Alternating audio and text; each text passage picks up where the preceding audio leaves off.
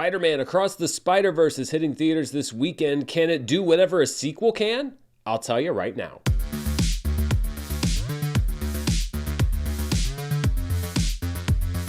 Hello everybody and welcome to my review of Spider-Man Across the Spider-Verse, which is the sequel to Spider-Man Into the Spider-Verse. It's hard to believe it's been almost 5 years since that movie opened. It's my own personal favorite Spider-Man film when I did the ranking here on the channel, and it was one of those great Hollywood success stories. It opened okay, but then word of mouth got out. It actually ended up doing pretty well at the box office, and then went from the underdog to the favorite to win the Academy Award for Best Animated Film. It's so cool, and I love the story of that first movie. There's been some changeover though on the creative side. Co-writer Phil Lord returns, this time writing with his producing partner Chris Miller and Shang-Chi writer Dave Callaham. The original directing trio has also been replaced by Avatar: The Last Airbender and Legend of Korra director Joaquim Dos Santos, Soul director Kemp Powers, and animation veteran Justin K. Thompson. Into the Spider-Verse was undeniably lightning in a bottle, and it would be folly to try to recreate that energy. And luckily, Across the Spider-Verse does what the best sequels do. It builds on what came before, it opens up new dimensions and deepens character relationships, and it builds out the multiverse even more than what we saw in the last movie. In every other universe, Gwen Stacy falls for Spider-Man.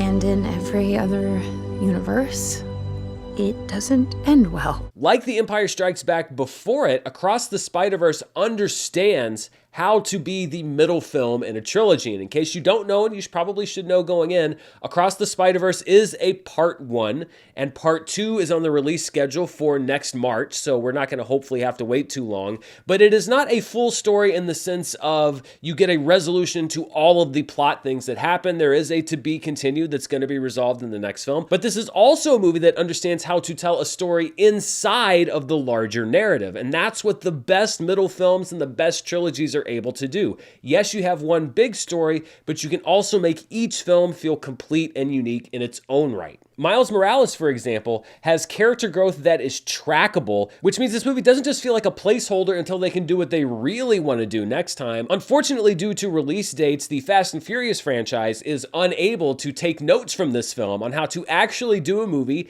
that doesn't have a complete story from beginning to end as far as the overall arc, but also doesn't make you feel like you've been cheated when the credits roll. There's not a lot of movies that are able to do this kind of storytelling. Across the Spider-Verse is one of the movies that can. Miles is at the core of this film, and we learn more about how he's dealt with what happened to him since the first movie and how he came to be the Spider-Man that he is. I don't know if the mythology around Miles was already constructed when they did the first movie, but it fits in seamlessly. And the movie also does this great thing with the character where he has grown off-screen in between movies, but we are picking up at a critical moment in Miles' development, both as a person, because don't forget, he's actually just a teenager who's also still in school and still trying to please his parents and figure out what he wants to do with his life, but also his development as Spider-Man. And this movie picks up basically when those two roads are intersecting. Shameik Moore continues to give the character dimension, and while the story is darker, this is a middle chapter after all, the joy of being Spider-Man that Miles has isn't lost, even though we learn that this joy comes with a price. Gwen Stacy's Spider-Woman, voiced by Haley Steinfeld, also plays a critical role as she returns to see Miles while also acting in league with a multiversal team of Spider-People led by Oscar Isaac's Miguel O'Hara, better known as Spider-Man 2099, one of the coolest Spider-Man designs from the 1990s, also given an important function as the de facto guardian of the Spider-Verse. Jason Schwartzman also voices the villain Spot, producing one of the most believable and satisfying villain arcs in a comic book movie that I've seen in quite some time, tying directly to Miles and giving this trilogy even more cohesion. Jake Johnson also returns as Peter B. Parker for some laughs, but we also meet a host of new Spider-Men, women, and villains. Every frame of this film is an all-you-can-eat buffet for fans of the Spider-Man franchise in all of its different iterations, and the table is set in this third movie for some really mouth-watering possibilities when we talk about combinations of different Spider-Verses that can be thrown together. Spider-Man generally works as a property because its custodians, both on page and on screen, filmmakers from Sam Raimi on, have treated the character with respect and have treated the themes of Spider-Man with respect. Things like loyalty to friends and family being weighed against the responsibility of being a hero, sacrifice, choice, tragedy. These are all woven into the DNA of being Spider-Man. And there's a meta decision that's made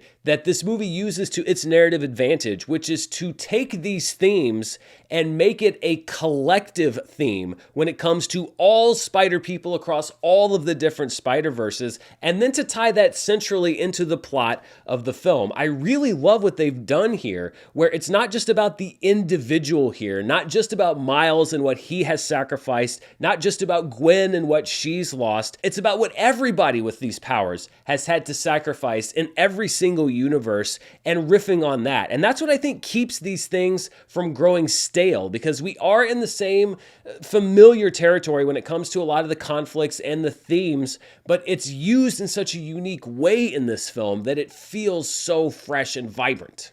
Another thing that keeps the movie fresh is the animation, which is somehow even more impressive than what we saw last time. Somehow this movie's only reporting a budget around $100 million, which is marginally higher than the last film, only about $10 million or so.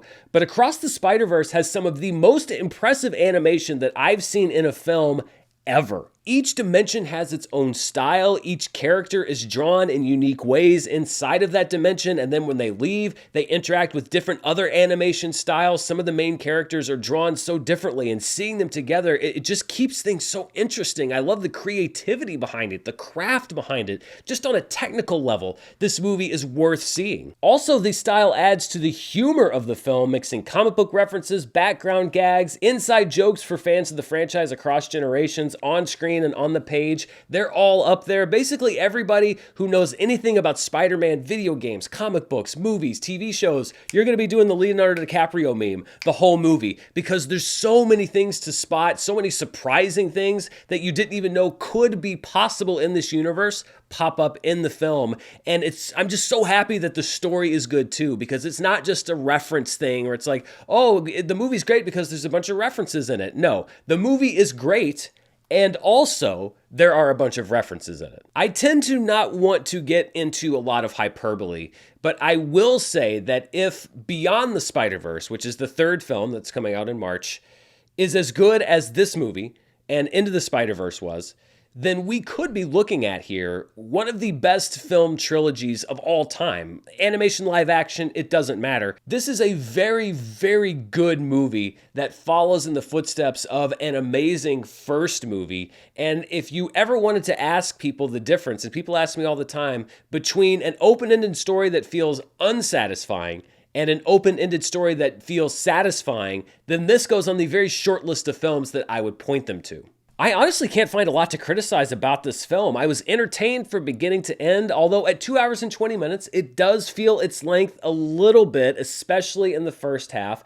but also it is a middle chapter, so it's going to be hard to measure the full impact of this film until we get that last piece next year. Too many times part 2 feels like a studio saying, let's just do part 1 again. But this is a part 2 that calls back to part 1 and effortlessly leads into part 3, which makes it a pretty damn good sequel and something that I highly recommend. So if you like the first Spider-Verse movie, if it's something that you maybe didn't see in theaters, but you saw it on Netflix, go see this movie. You're going to love it. Really what this movie does is take everything that worked in the first film and build on that and really draw these characters out. The Spider-Man name is easy to just cash in on. It's something I was afraid that they were going to do with Spider-Man No Way Home. They didn't do it with Spider-Man No Way Home. They didn't do it here with Spider-Man Across the Spider-Verse. For a very long time when it came to Sony, I was worried about Spider-Man being in bad hands because, let's face it, right around that 2014 Amazing Spider-Man 2 time, and when they're talking about Aunt May spinoffs and Sinister Six spinoffs, I really wasn't sure that Spider-Man was in good hands. But it turns out that Spider-Man is in the best hands that it has ever ever been in, because we are on a run now of incredible, dare I say, spectacular Spider-Man films, and Across the Spider-Verse is no different. So a big recommendation for me on Spider-Man Across the Spider-Verse. What do you think? Are you going to be heading into a theater to see it this weekend? Let me know down in the comments below. And as always, thank you for watching me here on the channel. I'll be breaking down the box office results for this film. I think it's going to do really well.